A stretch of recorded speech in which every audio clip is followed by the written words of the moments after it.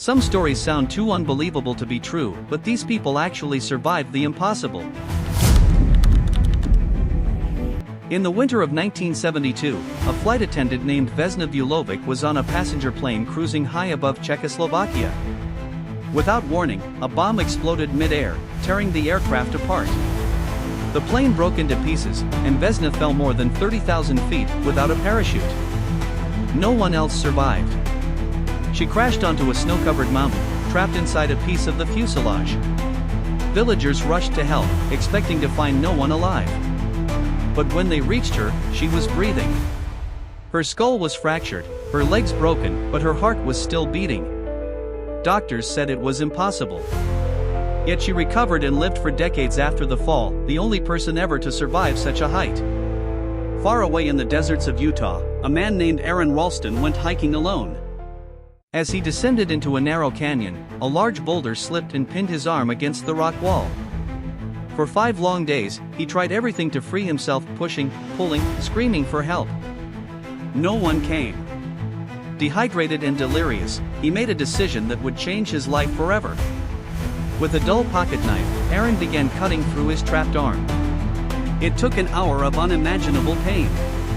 When he was finally free, he rappelled down a cliff and walked miles until rescuers found him. He lost an arm, but gained a story of ultimate survival. In the jungles of the Amazon, a teenage girl named Julianne Coep boarded a flight with her mother. A storm hit the plane, lightning struck, and it broke apart mid-air. Julianne fell from 2 miles above the ground, still strapped to her seat. She landed in the dense rainforest, injured but alive. For 11 days, she wandered alone, following the sound of running water. Mosquitoes bit her, infection spread through her wounds, yet she kept walking. Eventually, she found a small hut and people who saved her life. Out of all passengers, she was the only one who survived. Years later, off the coast of Nigeria, a ship capsized during a storm. Trapped inside the sunken vessel was a cook named Harrison O'Keefe. Everyone else drowned, but Harrison found a small air pocket inside a bathroom. He survived there for 3 days, in complete darkness, with no food and freezing water around him. When divers finally reached the wreck, they were searching for bodies, but a hand suddenly grabbed one diver's arm. It was Harrison. He had somehow stayed alive underwater, breathing the little air he had. Then there was Anna Bagenholm, a young doctor skiing in Norway. She slipped and fell into a frozen stream, trapped under the thick ice for over an hour. Her friends tried desperately to pull her out, but by the time rescuers arrived, she had no pulse. Her body temperature had dropped to just 56 degrees Fahrenheit, technically dead. But doctors refused to give up. They slowly warmed her body, pumped her heart, and after 2 hours, she gasped for air. Against all odds, she came back to life. In the scorching Sahara Desert, a marathon runner named Mauro Prosperi got lost during a sandstorm.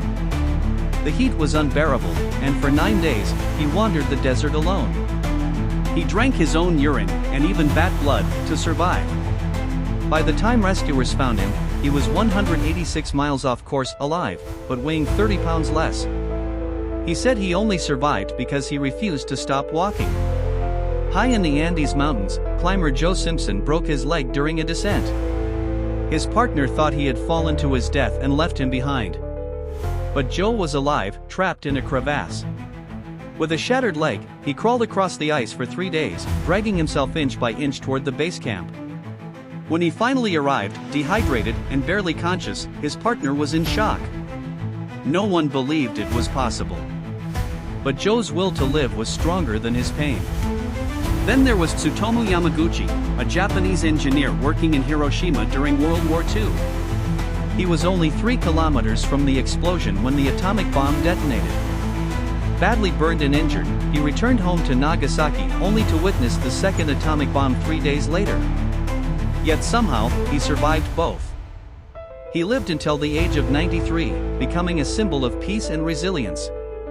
Another man, Frane Selak, seemed to be both the luckiest and unluckiest person alive. He survived a train derailment, a plane crash, a bus crash, 2 car explosions, and even being hit by a bus. After 7 near-death experiences, he eventually won the lottery. Some called him cursed. Others said he was blessed. And finally, Roy Sullivan, a park ranger from Virginia, who was struck by lightning 7 times in his life. Once while working, once in his truck, and even once while mowing his lawn. Each time, he survived, though his hair and clothes were often set on fire. No one else in history has ever survived that many lightning strikes. He became known as the human lightning rod. If you were amazed by these unbelievable survival stories, don't forget to leave a like, it really helps the channel grow. Share this video with your friends who love true stories, and tell us in the comments which survivor inspired you the most. And of course, hit that subscribe button and turn on the notification bell, so you never miss more incredible stories like this one.